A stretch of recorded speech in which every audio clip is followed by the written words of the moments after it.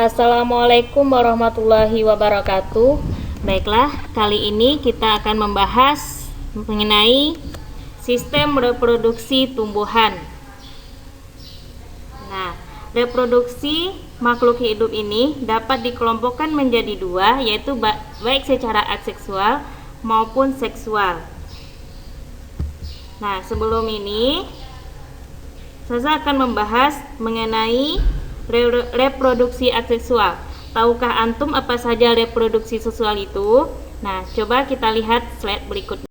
Assalamualaikum warahmatullahi wabarakatuh. Alhamdulillahirabbil alamin. Jumpa lagi dengan Ustazah Desi dalam materi pembelajaran ini. Sebelumnya Ustazah mau menyapa anak Ustazah di rumah. Semoga anak Ustazah dalam keadaan sehat dan semangat menjalankan aktivitasnya, tetap menjalankan ibadah, membaca Al-Quran, serta membantu ayah bunda di rumah. Sebelum Ustazah memasuki materi hari ini, Ustazah mau menyampaikan keterpaduan kita, yaitu meninggalkan hal-hal yang tidak bermanfaat. Dalam hadis, min husni islamil mar'i tarkuhu ma la ya'i, yang artinya di antara kebaikan Islam seseorang adalah meninggalkan hal yang tidak bermanfaat baginya. Nah, dari hadis yang saya sampaikan tadi, mengingat kita kembali untuk meninggalkan hal-hal yang tidak bermanfaat. Nah, ada beberapa hal yang tidak bermanfaat yang harus kita hindari. Yang pertama, ilmu yang tidak diamalkan. Contohnya begini, anak ustazah sudah menuntut ilmu, sudah belajar, sudah membaca Al-Quran, menghafal Al-Quran, tapi jika tidak diamalkan dalam kehidupan sehari-hari, itu akan menjadi sia-sia. Yang kedua, dalam beramal tidak ikhlas. Contohnya begini, anak ustazah melakukan sholat, ibadahnya, tapi masih dipaksa sama ayah bunda, sehingga anak ustazah merasa terpaksa dalam melakukan ibadahnya. Itu juga amalan yang akan nantinya menjadi sia-sia.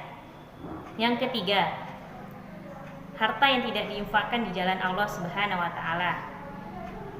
Nah, di sini diajarkan kepada anak ustazah dan juga ustazah bahwasanya harta yang kita miliki tentunya harus diinfakkan pada orang yang membutuhkan, yang akan menjadi ladang amal nantinya di akhirat kelak.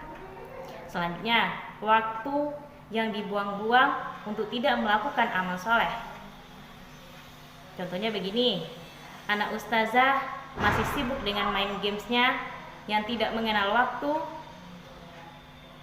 dan sia-sia. Misalkan yang main game, nonton televisi yang tidak ada batasnya.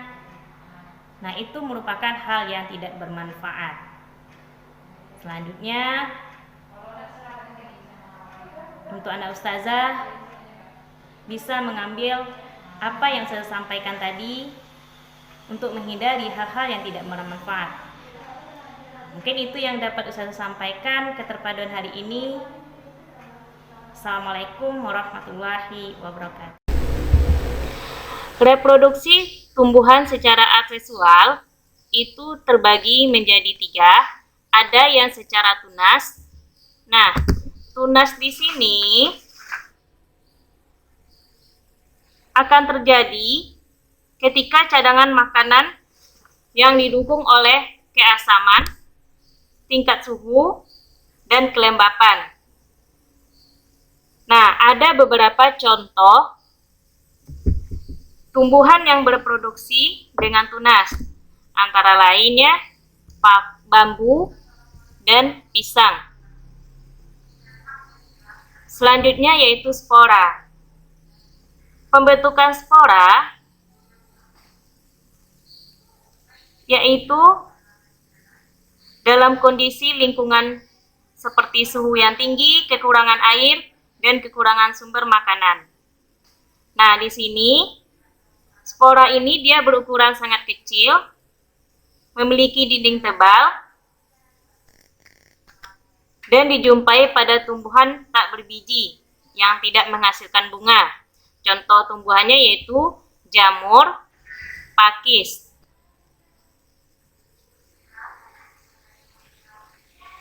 Selanjutnya vegetatif. Nah, vegetatif di sini artinya tumbuhan yang berasal dari bagian vegetatif induknya, mulai dari akar, batang, dan daun. Nah, di sini Ustazah akan mengelompokkan vegetatif itu terbagi menjadi 3, ada yang akar, batang, dan daun. Nah, untuk contohnya kita lihat slide berikutnya. Yang pertama yang Ustazah bahas, vegetatif alami. Vegetatif alami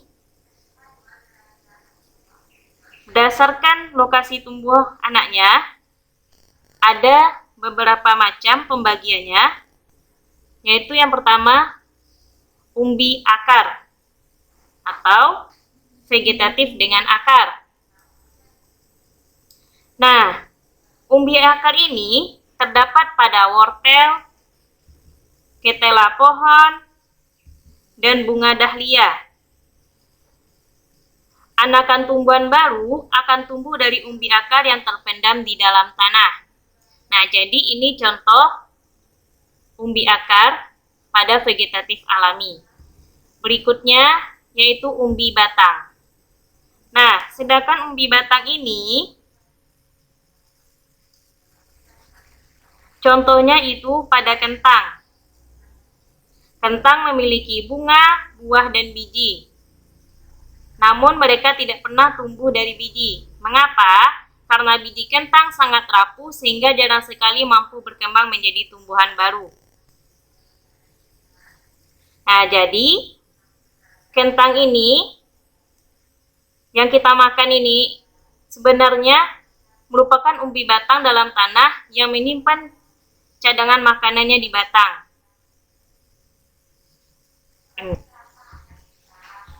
Selanjutnya geragi atau stolon. Nah, geragi atau stolon ini ada beberapa contoh tumbuhannya, yaitu stroberi, RBI, dan pegangan. Nah, pada stroberi, bagian batangnya tumbuh memanjang di atas permukaan tanah. Nah, jadi tumbuhan yang berkembang biak dengan geragi atau stolon, batangnya akan tumbuh menjalar di permukaan tanah. Nah, jadi tunas-tunas yang ada pada stolon tersebut akan tumbuh menjadi tumbuhan baru yang menjalar di tanah. Selanjutnya yaitu rizoma. Rizoma ini maksudnya tumbuhan yang berbuku-buku. Rizoma ini dia menyimpan cadangan makanan di batang juga. Ada beberapa contoh rizoma, yaitu jahe, lengkuas, temulawak, dan kunyit.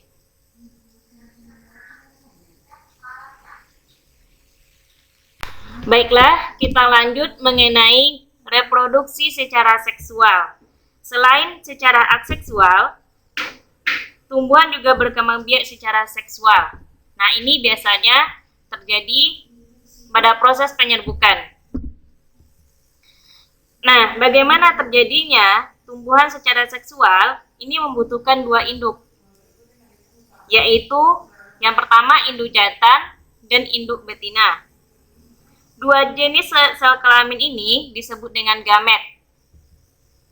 Induk jantan menghasilkan gamet jantan, induk betina menghasilkan gamet betina. Peleburan antara 2 gamet ini disebut sebagai fertilisasi atau pembuahan. Nah, penyerbukan di sini terjadi pada bagian bunga. Bagian-bagian dari bunga ini, yang pertama yaitu mahkota, kedua kepala sari. Kepala sari ini atau yang disebut dengan juga sama dengan kepala dari kelamin jantan. benang sari, alat kelamin jantan, kepala putik, alat kelamin betina, tangkai putik, bakal biji, kelopak, dasar bunga, dan tangkai bunga.